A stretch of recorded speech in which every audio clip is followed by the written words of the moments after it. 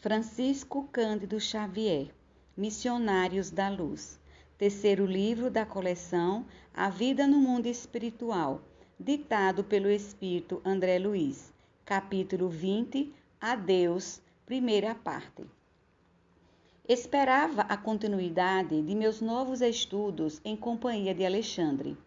Todavia, com surpresa, o meu amigo Lísias foi portador de um convite que me destinara o caritativo instrutor. Tratava-se de uma reunião de despedidas. Li a mensagem pequenina e delicada, erguendo os olhos para o mensageiro. Despedidas? Perguntei. Esclareceu-me Lísias, pressuroso.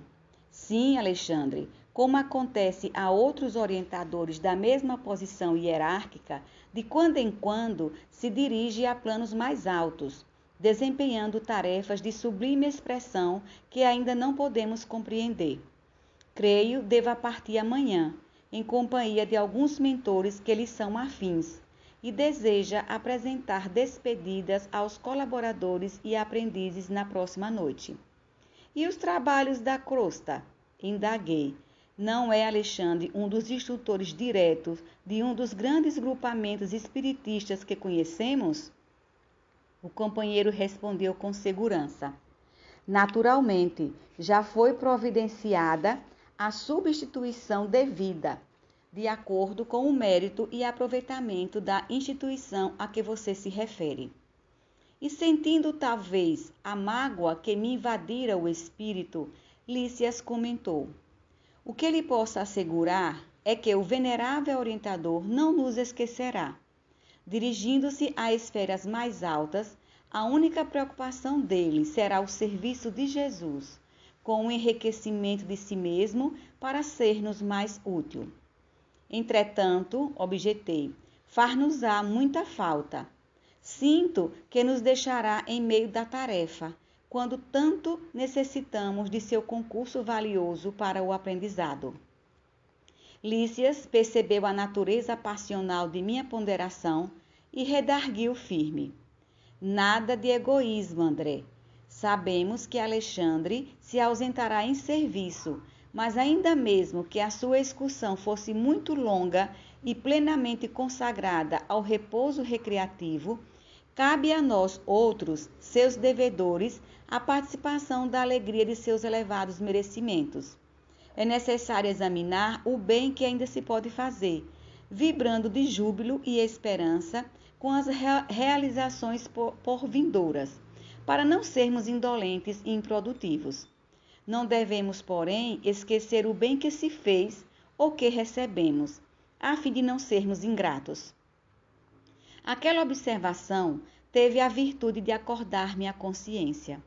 Coloquei-me no equilíbrio emocional indispensável. Modifiquei a atitude íntima, reagindo contra as primeiras impressões que a notícia me causara. O bondoso amigo compreendeu, sorriu e acentuou. Ao demais, não podemos esquecer as obrigações que nos são próprias. O aprendizado nos cursos diversos em que se apresenta chega sempre a um fim, embora a sabedoria seja infinita. Precisamos demonstrar aproveitamento prático das lições recebidas. Que melhor testemunho de assimilação poderemos dar ao instrutor amigo que o de receber-lhe o campo de serviço em que a sua bondade nos iniciou até que ele volte da provisória excursão? É verdade, exclamei. E reanimado pela palavra esclarecedora do companheiro, conversamos por abençoados minutos, prometendo-me Lísias regressar ao crepúsculo, a fim de seguirmos juntos para a reunião referida. À noitinha, voltava o prezado companheiro e pusemo-nos a caminho em agradável palestra. Contemplado de nossa colônia espiritual, o firmamento mostrava-se singularmente belo. Numerosas constelações brilhavam deslumbrantes, e a lua, muito maior do que ao ser vista na crosta planetária, figurava-se mais acolhedora e tranquila, distantes do bombardeio dos raios solares, que renovam a vida incessantemente. As flores exalavam delicioso perfume, dançando de mansinho aos sopros do vento leve. Muitos aprendizes de Alexandre, comentava Lísias alacremente, virão visitá-lo esta noite. Mantenhamo-nos à altura dos demais, conservando atitudes interiores de gratidão e serenidade.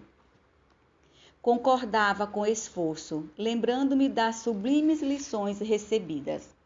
Alexandre sabia fazer-se amar, superior sem afetação, humilde sem servilismo, orientador sempre disposto, não somente a ensinar, mas também a aprender. Atendia aos elevados encargos que lhe eram atribuídos, sem qualquer desvario do eu, profundamente interessado em cumprir os desígnios do Pai e em aceitar nossa cooperação singela, aproveitando-a.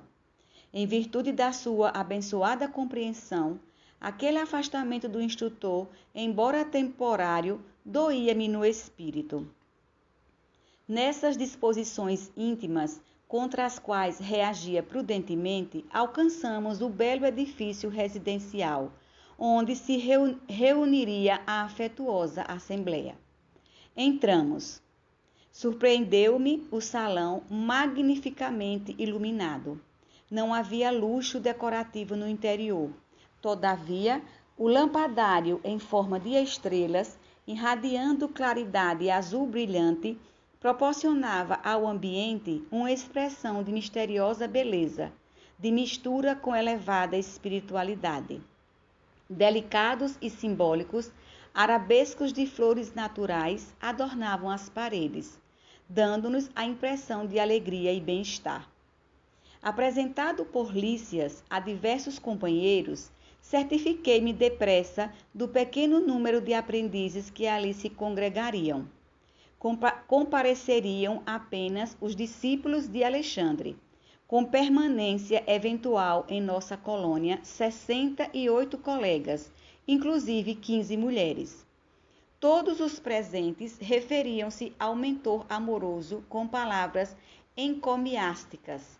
Éramos todos nós grandes devedores ao seu coração.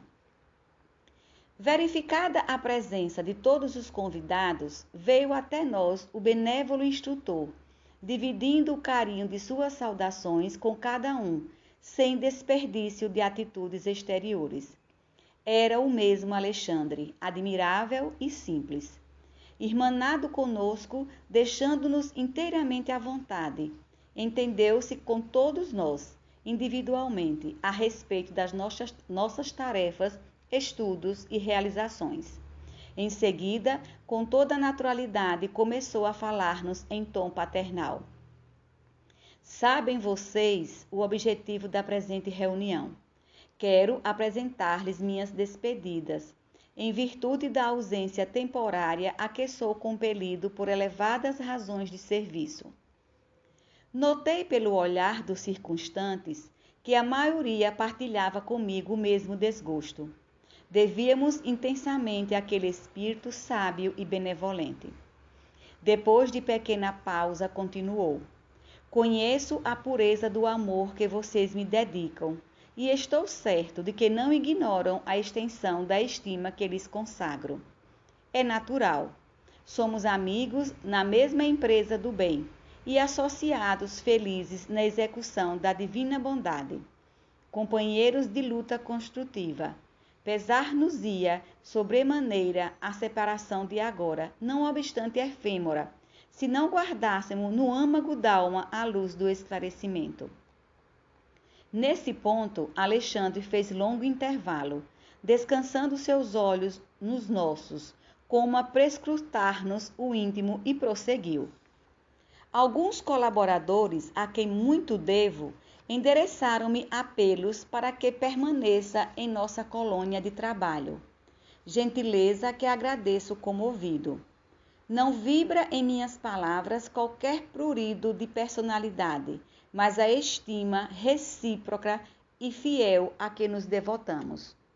Urge considerar, porém, meus amigos, que este servo humilde não deve absorver o lugar que Jesus deve ocupar em suas vidas. é muito difícil descobrir o amor sem jaça e a ele nos entregarmos sem reservas. E porque essa dificuldade é flagrante em todos os caminhos de nossa evolução, quase sempre incidimos no velho erro da idolatria. É bem verdade que nos encontramos numa assembleia de coração simples e amigos, e que não cabe nesta sala vastas e maciças considerações filosóficas para restringirmos-nos ao abençoado setor do sentimento. Mas não posso ver fugir a oportunidade de sérias reflexões em torno do problema dos laços sagrados que nos unem, sem algemar-nos uns aos outros. Nossa estrada de aperfeiçoamento, bem como a senda de progresso da humanidade terrestre, em geral, tem sido tortuoso caminho no qual pisamos sobre os ídolos quebrados. Sucedem-se nossas reencarnações, e as civilizações repetem o curso em longas espirais de recapitulação, porque temos sido invigilantes quanto aos caminhos retos. Francisco Cândido Xavier, Missionários da Luz, terceiro livro da coleção A Vida no Mundo Espiritual, ditado pelo Espírito André Luiz, capítulo 20, Adeus, segunda parte. Verificando-se nova pausa em sua afetuosa e significativa exposição, observei que profundo respeito nos identificava a todos em face da palavra venerável. Temos criado muitos deuses à parte, continuou o instrutor comovido, para destruí-los, muita vez, em profundo desespero do coração, quando a realidade nos dilate a visão ante o horizonte infinito da vida. Na procura do conforto individual, em face de problemas graves de nossa vida, raramente encontramos a solução, e sim a fuga, da qual nos valemos com todas as forças de que somos capazes, para adiar indefinidamente a ação imprescindível da corrigenda ou do resgate. Virá, porém, o dia da restauração da verdade, o momento de nosso testemunho pessoal.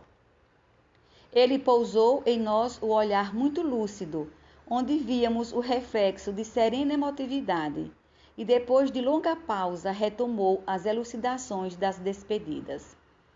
É por isso, meus amigos, prosseguiu em tom fraterno, que o orientador consciencioso de sua tarefa não pode fugir aos imperativos da evolução de seus tutelados.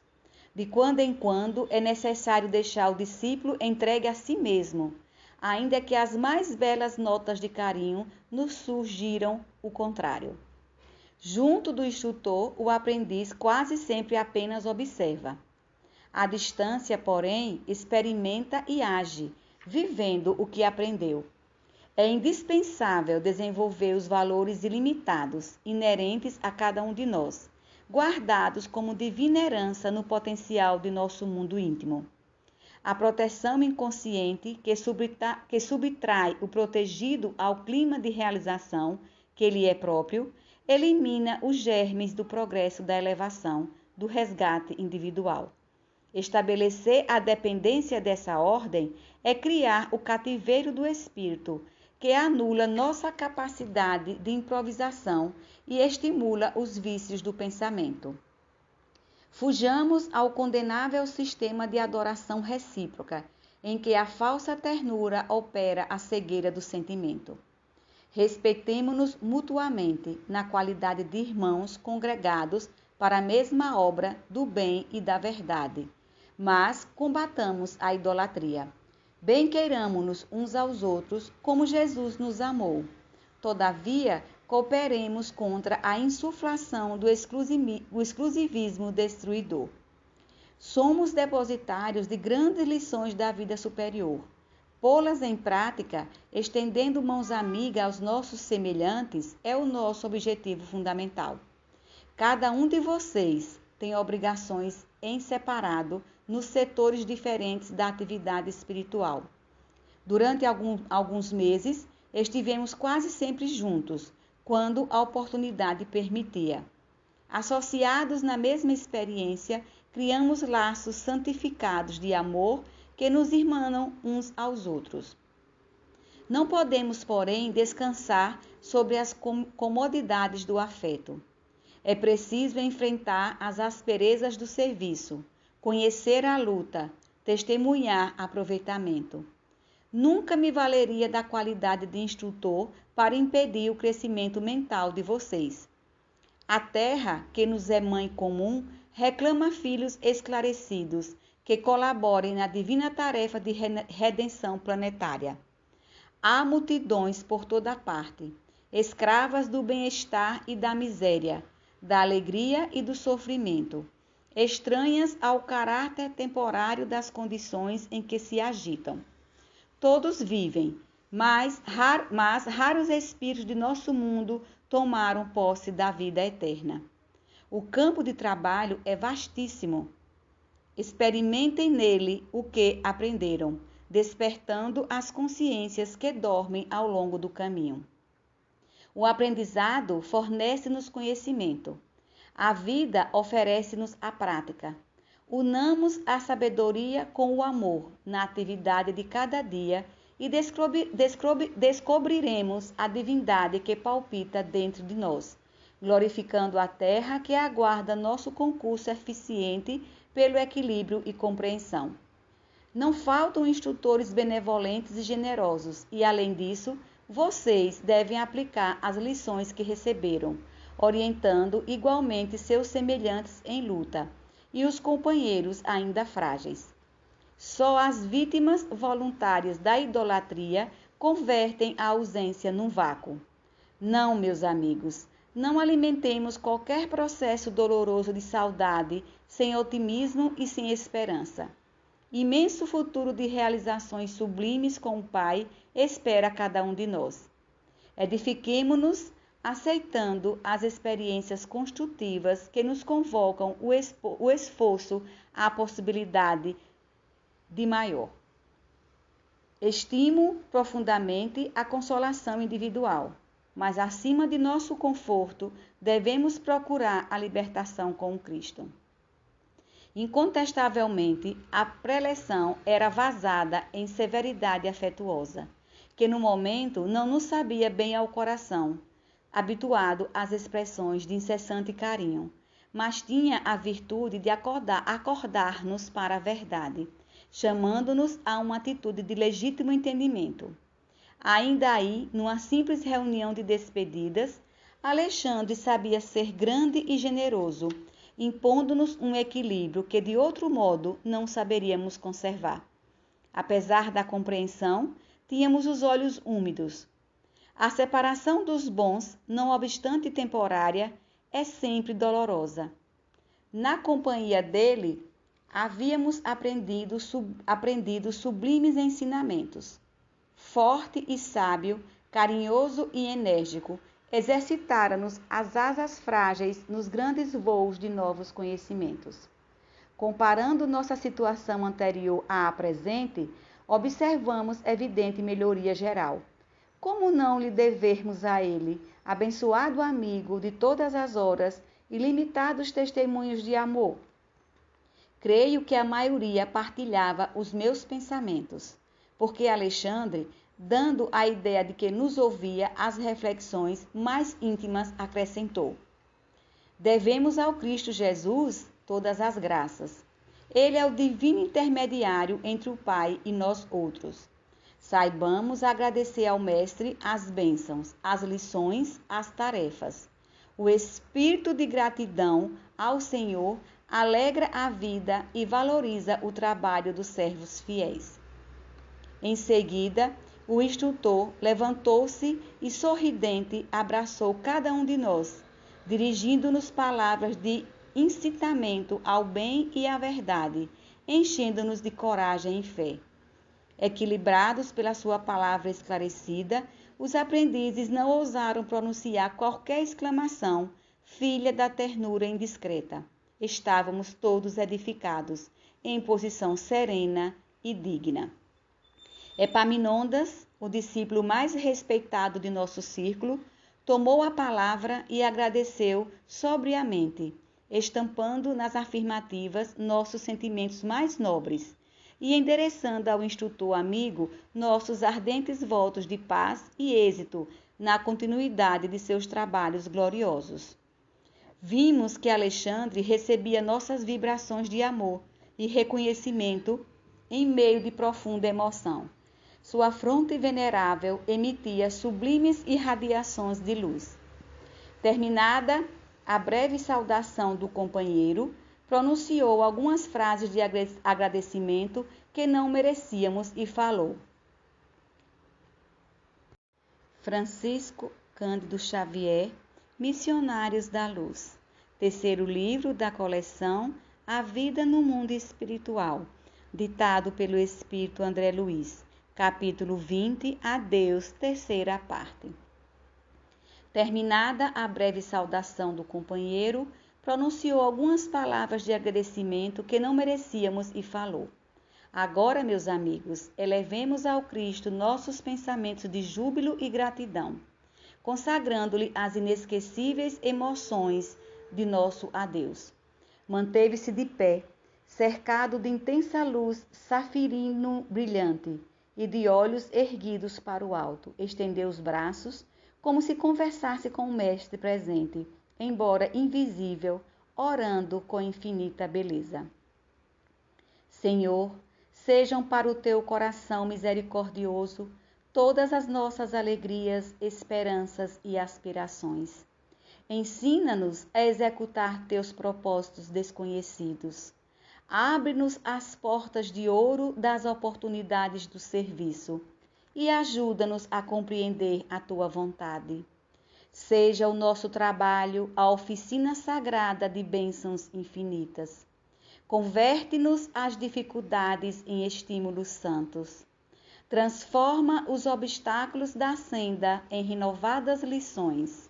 Em teu nome, semearemos o bem onde surjam espinhos do mal. Acenderemos tua luz onde a treva demore. Verteremos o bálsamo do teu amor onde corra o pranto do sofrimento. Proclamaremos tua bênção onde haja condenações. Desfraldaremos tua bandeira de paz junto às guerras do ódio. Senhor, dá que possamos servir-te com a fidelidade com que nos amas e perdoa nossas fragilidades e vacilações na execução de tua obra. Fortifica-nos o coração para que o passado não nos perturbe e o futuro não nos inquiete, a fim de que possamos honrar-te a confiança no dia de hoje que nos deste para a renovação permanente até a vitória final.